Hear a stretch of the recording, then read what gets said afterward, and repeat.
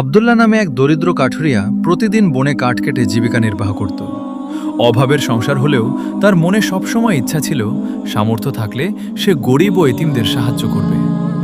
একদিন বনে কাঠ কাটার সময় সে মাটির নিচে রূপার মুদ্রায় ভরা একটি কলসি খুঁজে পায়। চাইলে সে একা সব রেখে দিতে পারত, কিন্তু আল্লাহর ভয় ও সততার কারণে সে লোভকে জয় করল। সে কলসিটি নিয়ে শহরের কাজীর কাছে জমা দিল। খোঁজ খবর নেওয়ার পর কলসির প্রকৃত মালিক এক বৃদ্ধ ব্যবসায়ীকে পাওয়া গেল। বৃদ্ধ লোকটির কোনো সন্তান ছিল না।